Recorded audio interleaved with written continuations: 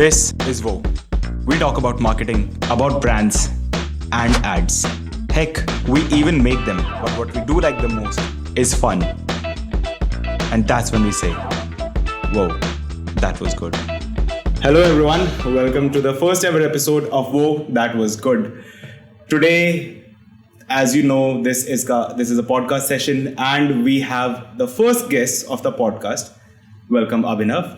Abhinav has an extensive experience with sports brands like Reebok, Fila, Puma and all those legacy brands. So today we are going to be talking about how he has experienced all of that and what he has accomplished so far and some tricks to help us guide the way.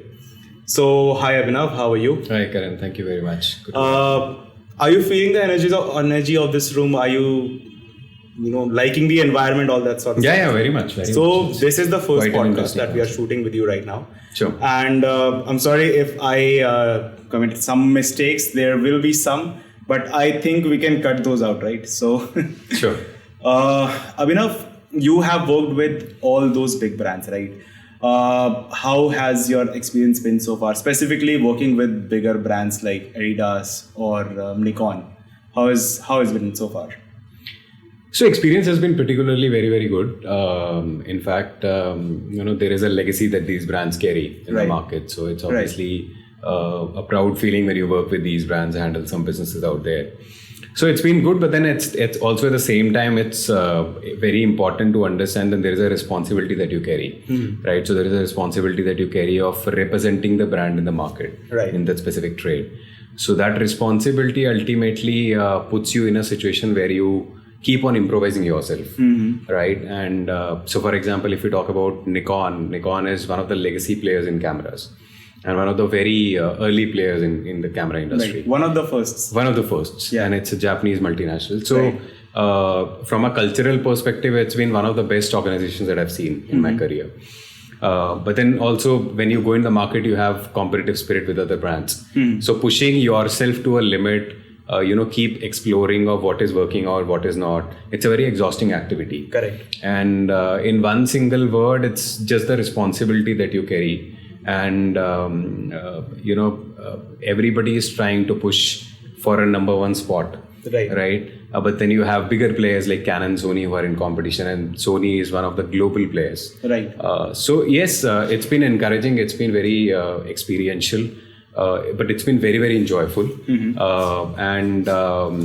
Diwali is a very special period for electronic brands.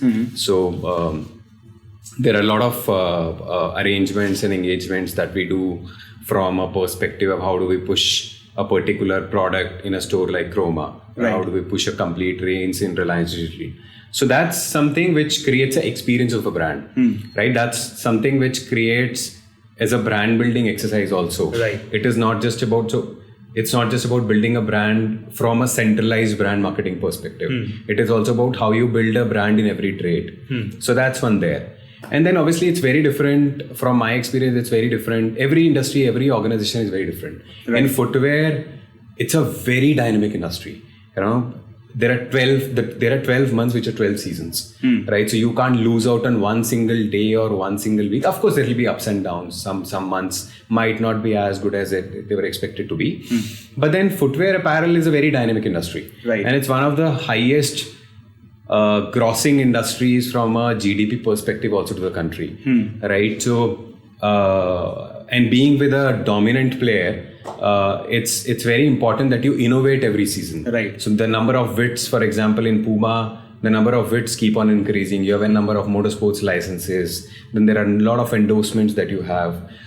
So what happens is when you have endorsements, that pushing that endorsement to a right channel is also very important. Right. For example, in Puma, we were using different endorsements in different channels. For example, our motive was to always put sports-oriented endorsements with a sports-oriented website, a fashion-oriented endorsement with a fashion-oriented website. And then these kind of players have a huge collection between sports, fitness, casuals, and there are a lot of lines which are drawn in between. So it's been experiential, it's been very, very good. And be it Nikon, be it Puma, both have been there from a cultural perspective, both have been there in a very, very, very, very good spot for me. And I enjoyed working with them. So when you were answering this question, you were talking about brand building, right? We, the Markham Avenue, are a digital marketing agency. So we tend to talk about digital marketing a lot. But you being a person from modern trade, do you think digital marketing helps in any way in building a modern trade business, better or something of that sort? No, certainly. So modern trade today is not just about offline, right? And digital is not just about online. Right. I think both have very different variances with each other. So for example, if somebody wants to, you take an example of real estate today, right? There are a lot of digital pushes which go for a reality industry, real estate industry, which is ultimately going for a closure on the field, right? So modern trade, even if there are lot of channels where you sell your products from, but it's not just about pushing it offline. It is about creating a complete segment of the brand in digital space that people walk to your store to buy that specific brand. So that's how the entire digital is working right now. And it's been both. I think that line of, obviously there is a line which is drawn between online and offline. But then today the digital space has entered everywhere. Even if it is a closure, okay, look at this something. You call it a CTA, which is call to action. On offline, it is ultimately a closure. Right. When you go to an offline closure, you are ultimately being pushed by an ad which is there on Facebook.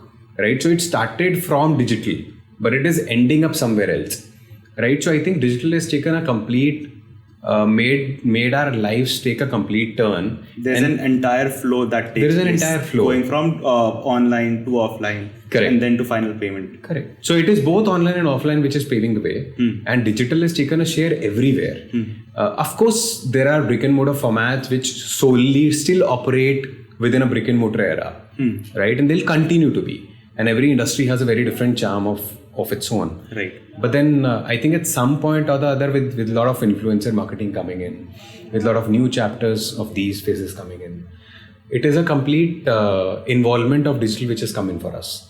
So I think it is not just online, but it is online and offline both. So modern trade, for example, if somebody puts up a sale in a national chain, and how will you get aware about it? Right. So until you visit a store, you'll only get aware about it if somebody is putting a communication to their consumer base. Correct. Or somebody is pushing a digital ad. That's how you get aware about it, right? So I think that's where a complete faith comes in with the consumer also. That, brand is not just present from stores, but also present and pushing or rather communicating their brand proposition in multiple angles. Right. So I think that's what. And that puts up the entire 360 marketing perspective to the point. Absolutely. So I think you also have an understanding about how other businesses are built. I think I will be starting my own business. So this might be a little selfish, but do you have any suggestions for the new businesses that are starting or that are trying to enter offline market? Do you have some suggestions for them? So I think one is that, offline is still a very huge portion in the country. Right. And I think it's a huge portion across the globe also. How huge are we talking right now? See, in fashion, what I understand from sources is that probably 2020 fashion was roughly a $5 billion online market in India, which was expected to grow by 5 times in next 5 years. Right. But then still a huge chunk of around 90% business, more than 90% business sitting on offline. And it is not just about online, offline, it is about people who have their bread and butter coming from those businesses. Right. So ultimately, except for a service or except for a product which is non-tangible in nature, your ultimate physical product is going to be shipped physically only. Right. Whatever the product is, even if it is a watch or a eyewear or a sunglass or a shoe or an apparel. So the physical form of product is still the most important form in a physical product. So I think anybody who wants to start a business offline will also have to evaluate how much do we need to push it via digital sources of medium, which is probably social media or influencer marketing or multiple angles. and how much of it is we would be expecting it to come organic in nature. So any offline business is a geography business, Right. and even if it is a restaurant, even if it's a QSR, say, I'll not say cloud kitchens here because they're a different model altogether. And I've also worked for handling a certain protein business as well, right? So offline channel continues to be a experience channel for them from the physical feel of the product perspective, right? And that is something which will remain with offline from that context. However, online giving experiences now, there are 3D images available for a product. There are a number of different things which are happening, are giving much more better sense for a consumer to get a perceived value of the product, right? So there are two phases in which a sales happen. One is the emotional value that you affiliate. So if, for example, Karan wants a shirt, and Karan wants a shirt from an X brand, and he feels that this price is a right from an online space as well for this shirt. Right. So one is your perceived value. Second is that Abhinav wants this shirt and he wants this shirt from this platform only of this brand. So then there is an emotional connect, right? Because of a loyalty connect. Right. So I think that is something which essentially results into any sale. So coming back to your question, offline will continue to be a very important channel. In fact, it will groom to be a very, very, very big channel now, and with digital help.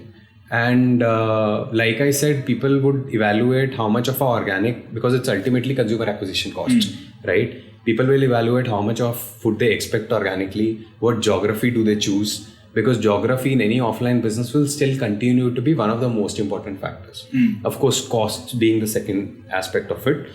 But I think India in the next 10 years, either online or offline or omni when I say probably multi-channel, or for an online space, for example, pushing via phone, pushing via app, pushing via desktop is something which I also counted to be in the opening. Is all these are going to evolve, and it will keep evolving because we are having global players coming in. We are having so much of innovation within India, right? A lot of people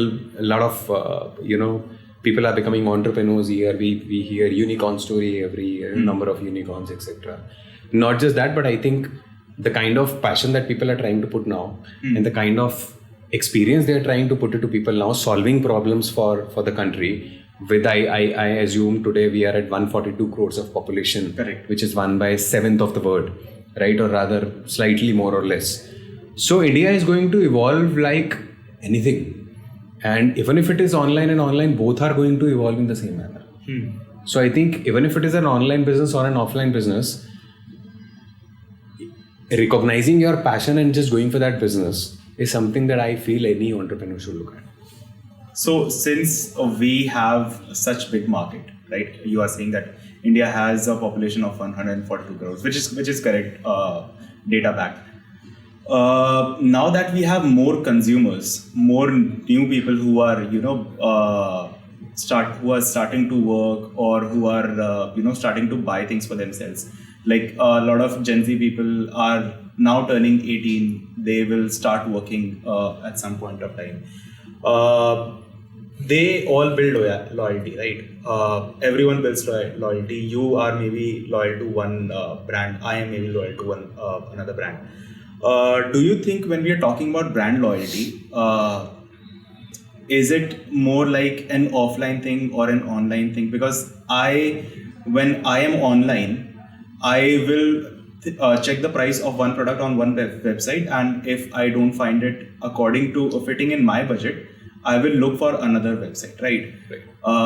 So brand loyalty, I think online is a myth, but it exists for some people. Do you think it is more or less, a scenario for offline channels, or just a thing for offline specifically? Absolutely brilliant question, Karan. So I think loyalty is different for both channels. For example, I put up in Gurgaon, and I like the collection because of my X number of visits that I've done in a mall, right? I like Ambience Mall's merchandise at Adidas store at all times. So I have built a loyalty towards that store because it's in a geography which is closer to my place. I am okay with the ticket of the product, and I like the collection which is there at all times when I go in. I mean, something or the other clicks. I like how you said ticket, not the price. Ticket, as in, so obviously price or the ticket, either ways, whichever is comfortable to my pocket, is something. And so geography, ticket, location, experiences is something which, and let's say brick and mortar, for example, right? Not just offline. So any brick and mortar operates in a similar fashion, and that brings a loyalty. That for sure brings a loyalty. It is there. Loyalty is not just a definition that, you know, I would only go and buy from the store, but it is a definition that I think it's the most convenient option for me. Whereas in online, the algorithms trigger the loyalty. Right. So your algorithm might push 10 products on a certain day. It might push 20 products on a certain day. Now, as humans, we are very dynamic by our minds. And I think feelings is something which guides our mind, right? So I have a feeling that X person has a feeling that on a certain day, I'm searching something on an online website and something pops up. It probably breaks the monotony that I was trying to think in the way.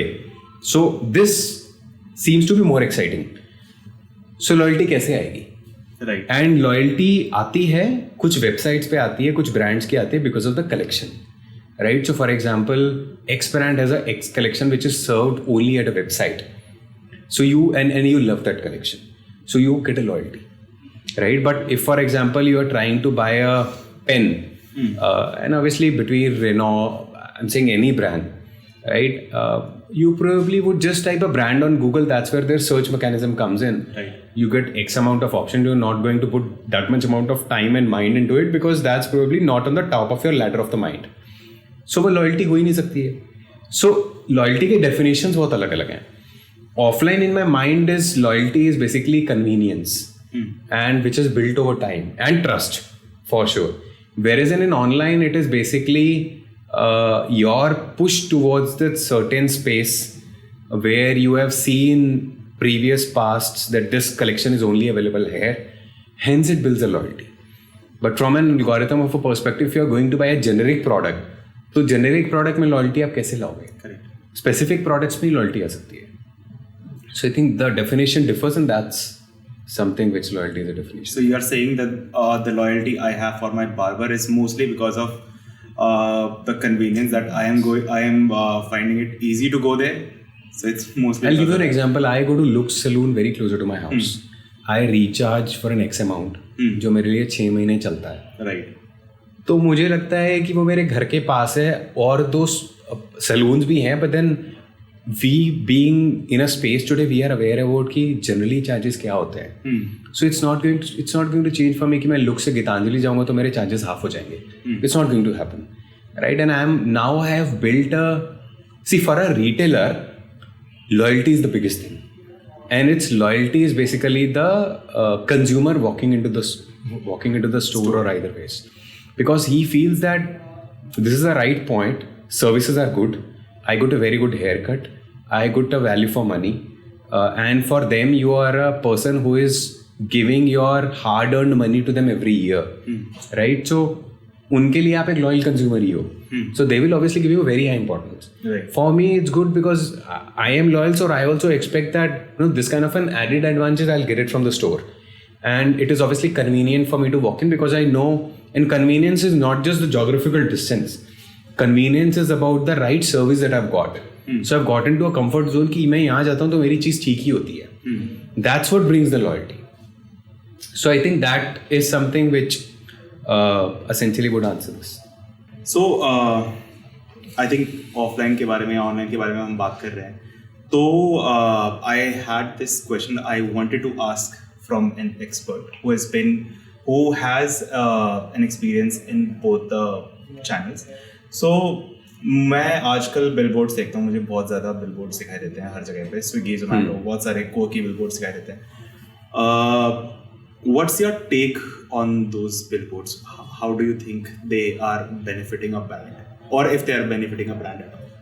From brand positioning perspective, absolutely brilliant.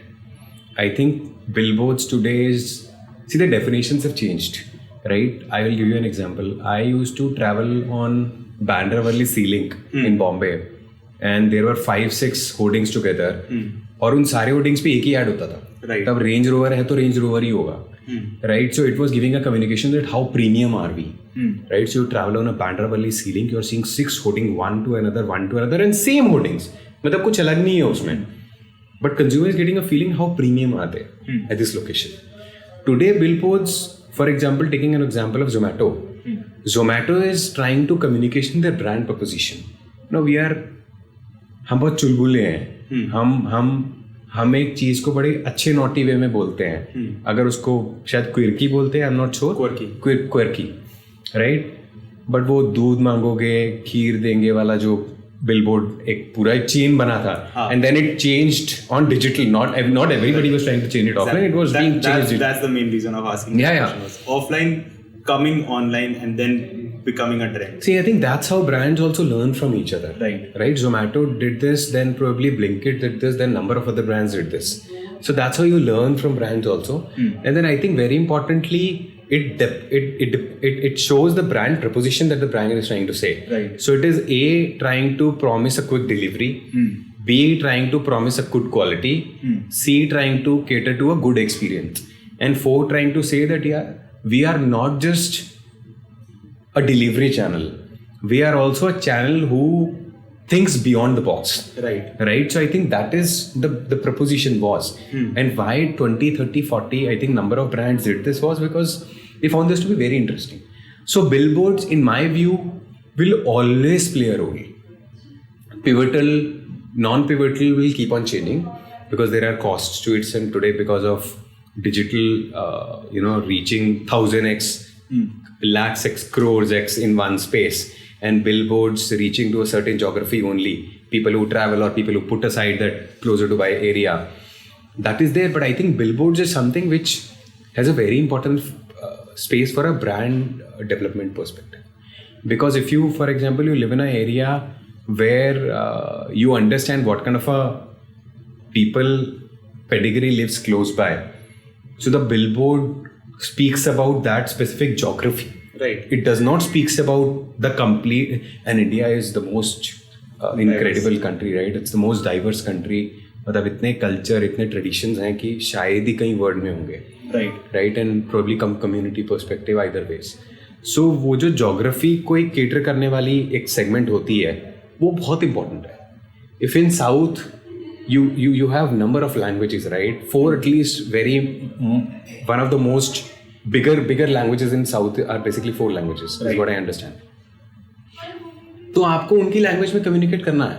Correct. And if you don't cater to that geography, or ultimately we are going to lose out to a consumer. Still today, not 142 crore people in India are having a online or a digital exposure to see products, right, or services, right? So for them it becomes important also. So A is from a geography community perspective, B is from the reach perspective, and C is from that, okay, I am a brand, but I still respect this billboard thing. Because I think we have seen this when we were very, very young. We are today seeing it. Definitions have changed. Concentrations have changed, but it is still very, very important. If me being given a choice, I would certainly have a portion of billboards at all times. So it's very important. So you are saying that they define the geography of that location. I have not been to a lot of places, but I wanted to understand more on this as to how do you think they are defining that geography. I mean, can you give me some example if you have some? So, for example, if you go to Oberoi Mall, Goregaon, Bombay, on the right side of the wall, which is the biggest wall of the mall, visible to a person who is driving by or traveling by or walking by. So that specific vicinity of Goregaon East is probably everybody in that specific Goregaon East vicinity would know about that specific product being there on the wall of Goregaon, of Oberoi Mall, right? And it is a certain, kind of people that live in that specific area. So उनके लिए वो बहुत important है, क्योंकि उनको लगता है कि गोरेगांव मॉल, ओबराय मॉल हमारे लिए एक ट्रेंड सेटर है, राइट? मैं अगर उस मॉल के आसपास से जाता हूँ और मैं देखता हूँ कि कुछ नया आया है, तो इसका मतलब है the mall is trying to put a lot of importance to that brand, and brand is trying to put a lot of importance to that mall. तो while online has hundreds and thousands of brands, a mall can only have selective amount of billboards on the space. Right. And understand the importance that out of those 100 brands, he's choosing 2. So there is some importance that he's trying to put for that certain week. Right. So that is what create a brand's proposition in a consumer's mind. Similarly, जो मैं आपको बैंड्रा वाली ceiling का example दे रहा था, in fact Delhi NCR में there are lot of billboards that you get. Even in Delhi, if you travel even in old Delhi और new Delhi, there are lot of billboards being specific push still being happening and people follow it. Right. Look at jewelry. Okay, let's take an example of jewelry, because I have been very close friend with a lot of founders in this space. There is imitation jewelry, there is pure gold 22-24 carat jewellery. आप कहीं पे भी चले जाओ, आपको jewellery के billboards हमेशा मिलेंगे. Right. You for example you go to Bandra Pali Hill. मैंने भी बहुत देखे. मैं बताता हूँ आपको. आप बांद्रा पाली हिल गए, आपको लगता है कि आपको फॉरएवर मार्क के डायमंड खरीदने के लिए आपको डिजिटल देखने की जरूरत है. उनका पुश है, but if you go to Bandra there are hundreds of jewellers sitting and every jeweller is there for number of years. Right? If Forever Mark or any other brand is trying to put a hoarding there, it's very important. So and I know this brand because they used to mention only 10 retailers in the city, right? Understand the amount of importance that brand is pushing to those 10 retailers and the kind of experience these people are trying to give to the consumer. So for example, jewelry is a huge industry in offline segment. And of course, there are phenomenal players like Carrot Lane. There are phenomenal players like Woah who are in imitation jewelry, and there are a number of more players, right? But then they also do these kind of advertisements very often. And I think we are still there in that space where we still read magazines, right? So if you go to GQ है, yeah, you have Digit. I mean, मुझे याद है मैं जब छोटा था तो मैं चिप की मैगजीन लाता था. वो इसलिए लाता था क्योंकि मुझे उसमें एक CD मिलती थी और उस CD में एक फ्री गेम होती थी. वो फ्री गेम के लिए मैं 120 रुपए की मैगजीन खरीद के आता था, right? And it used to be the most. वो डिजिट थी, फिर वो चिप हो गई. तो आज भी मैगजीन्स का पिवटल रोल है. It has changed how do you do it now, but it is still there.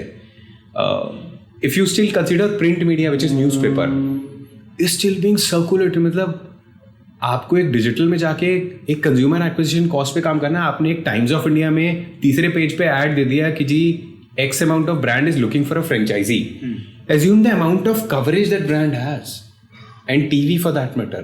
TV तो चलो is mass media. Millions of people. Print media का कोई alternative ही नहीं है मुझे आज की डेट में भी लगता है. Magazines is still very important, and billboards is still very important. And I don't think it's just here. I think it's everywhere. Correct. Across the globe. Yeah. So if you go to Europe, for example, in Europe there are a lot of. I think football is one sport which is celebrated there. Like we have cricket in India. I mean, cricket is a religion for our country. Right. Similarly, I believe football must be a religion for Europe. Look at the amount of offline presence they have. Right. And it is not that कि कोई word में evolve नहीं हो रहा है, सब evolve हो रहे हैं, सब online जा रहे हैं. Just that choices have become bigger. And which is right.